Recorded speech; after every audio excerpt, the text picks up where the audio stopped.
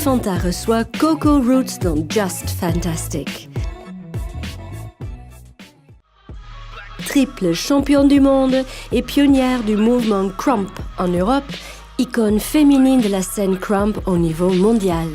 Coco vous fera vibrer. Alors bonjour à tous, aujourd'hui on est avec Coco, une figure incontournable dans le monde du Krump. Alors Coco, explique-moi, qu'est-ce que c'est le Krump et d'où ça vient aussi?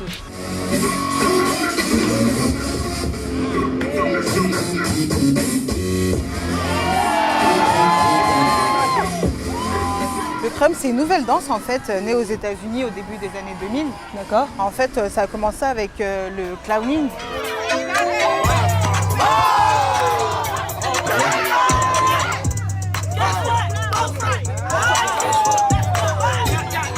Le clowning, en fait, c'était une danse créée par les jeunes des États-Unis. En fait, c'était une façon de les faire sortir de la rue. C'est soit tu danses et tu es un clown, tu vas animer des soirées, des anniversaires, ou soit tu es en prison ou tu finis tué. Et en fait, il y a des petits clowns, des personnes du coup qui faisaient du clowning au départ, qui ont dit mais en fait la danse elle est plus profonde que ça et du coup je vais en faire une sorte de prière. Et c'est pour ça que c'est Krump, Kingdom Radically Uplift Mighty Praise. Ok. Et comment tu as rencontré cette danse? En regardant le film Rise de David Lachapelle en 2005.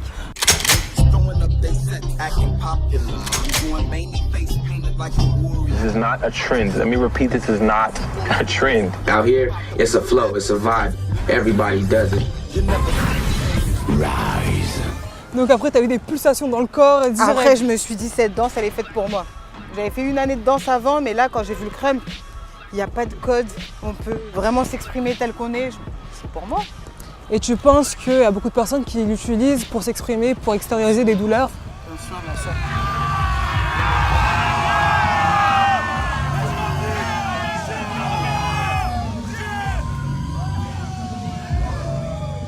Avec l'ensemble de mon groupe, Mad Roots, on a même eu l'occasion de faire des cours d'initiation de Krump en prison.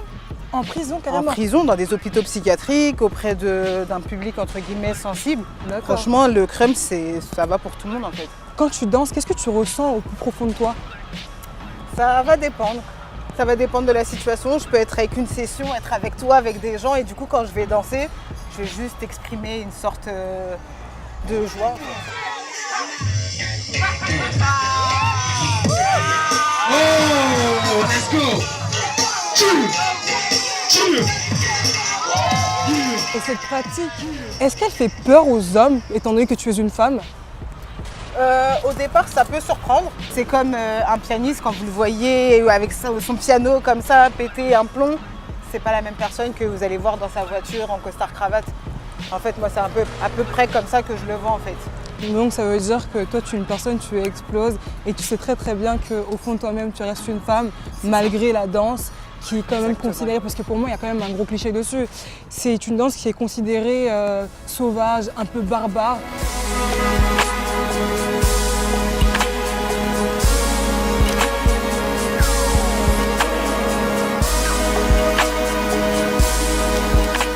Et qu'est-ce que tu penses des gens qui pensent ça justement? Totalement faux. En fait, ça c'est la peur de l'inconnu. Quand on voit comme ça de l'extérieur, mais ça a l'air sauvage. Ça fait 13 ans que je fais ça, j'ai réussi à m'imposer, pas en tant que femme certes, mais surtout en tant que danseuse. Là maintenant, je peux danser contre un homme, une femme, un petit, un grand. Je vais m'imposer d'abord en tant que krumpeuse. Et après, bien sûr, vu que je suis un peu l'image féminine, je suis carrément l'image féminine du Krump sur la scène internationale. Donc, bien sûr, je vais en jouer pour pouvoir permettre à d'autres femmes de se lancer et de se dire, même si j'ai des talons, des nanana, au moment où je danse, bah ça y est.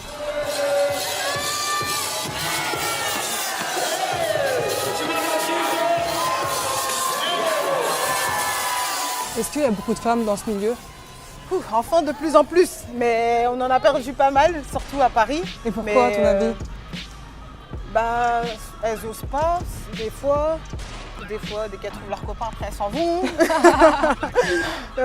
Mais après, en fait, ouais, c'est vrai que c'est une danse, c'est assez fort. Et des fois, si toi-même, tu n'arrives pas à assumer cette force, bah, juste tu t'évinces doucement. Comme tu as dit, cette danse, elle est née en l'an 2000. Mais pour moi, quand on se rapproche de ces mouvements-là, on sent quand même une base africaine. Exactement. En fait, le crump, d'accord, ça a été créé aux États-Unis par des jeunes Américains, sauf qu'à la base, les racines du crump, elles viennent d'Afrique, d'où La pulsation du chasse boxe. pop. Ça va être le mouvement de poitrine, en fait, qui revient dans les tribus tribales, justement, ainsi que à chaque fois qu'on va faire ça, les stompes, Ok. ça c'est des stompes, pareil, c'est ce qu'on verra même en Afrique de l'Ouest ou quoi, c'est des mouvements tribaux en fait, ou traditionnels. Quand tu te vois après coup en vidéo, qu'est-ce que tu penses de toi?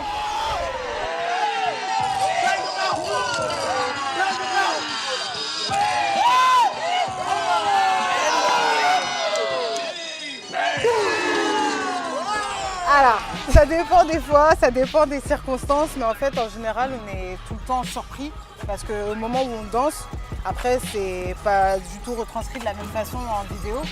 Par exemple, le crump c'est une danse tellement forte et profonde.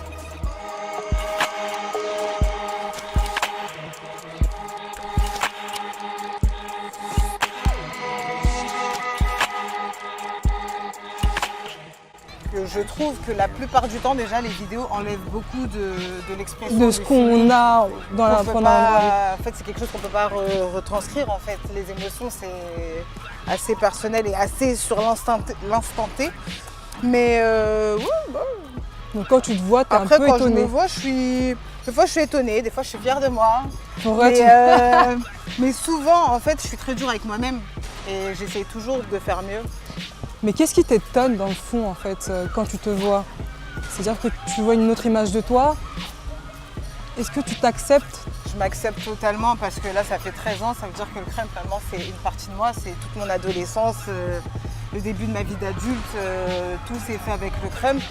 Donc en fait, non, c'est juste moi et je me revois différemment en fait.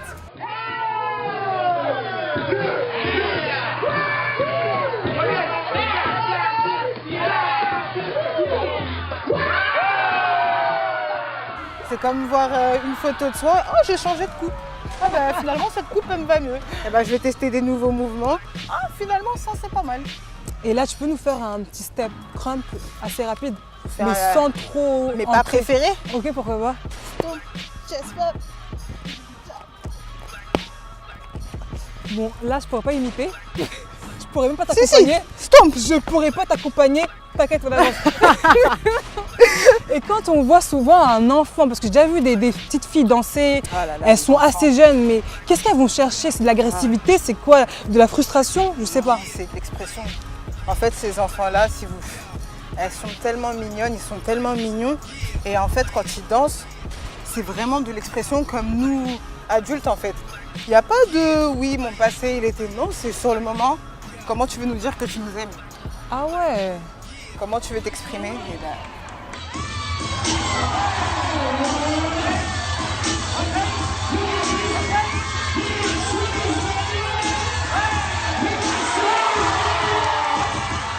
Parce que moi, à l'époque, je vois que quand même ce phénomène de crump est revenu à la mode. Parce que même carrément l'Opéra de Paris a fait plusieurs tableaux. Et je pense que tu étais moi dedans. Hein. Oui, tu étais bien là-dedans aussi, dans la compagnie. C'était magnifique, c'était waouh. Et je me suis dit, ils ont réussi quand même à retranscrire le crump, mais d'une autre manière. J'ai trouvé ça tellement beau et je me suis dit, putain, moi aussi je vais me mettre à crumper, les amis. tu peux. Donc c'est revenu à la mode. Comment tu peux expliquer ce revirement, enfin... Pour moi, ça n'a jamais été démodé, dans le sens où le crème, dès que ça arrivait, bah, moi j'ai tout de suite aimé ça. Donc j'ai tout de suite commencé à en faire avec le premier groupe de crème en France. Et après, les gens ils disaient ça va faire comme la tectonique, c'est un effet de mode. Et en effet, il y en a plein qui se sont arrêtés, qui ont fait d'autres choses. Et moi, avec d'autres personnes, on savait qu'il y avait un truc à faire et que le crème, c'est pas juste une danse et c'est fini. C'est vraiment qu'il y a le côté famille, le côté pyramidal, un peu bigonie, famille, tout ça. Et je savais déjà qu'il fallait continuer juste à pousser le mouvement. Et personnellement, avec le reste de mon groupe, on n'a jamais arrêté. Et après, les gens, ils vous voient. Et après, maintenant, il y a un recyclé le revival, truc, ouais. voilà. Mais sinon, ça a toujours été à la mode. Et c'est On se comme ça déplace. que tu es devenue une icône féminine mondialement reconnue quand même, hein, faut le souligner. Et quels sont tes différents trophées que tu as pu obtenir Alors, les plus marquants? j'ai gagné IBS. IBS, c'est le tournoi mondial en fait de crème.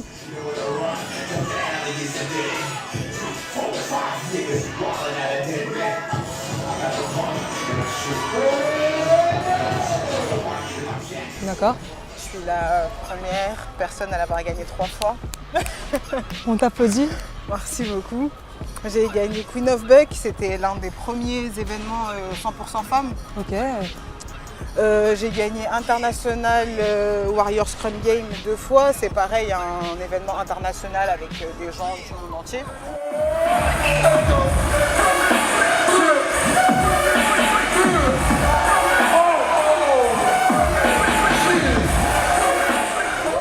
Je l'ai gagné 2 fois aussi et après j'ai fait plein d'événements mixtes ou quoi, mais ça c'était les plus marquants je pense. Mais en tout cas, Coco, nous pouvons dire que tu es just fantastique. Le crump n'est pas une danse agressive. Au contraire, c'est une danse qui véhicule de l'amour malgré ce qu'on peut voir. Donc ne vous fiez pas aux apparences, mes amis. Et je vous dis à bientôt. Je te fais la bise. Ciao.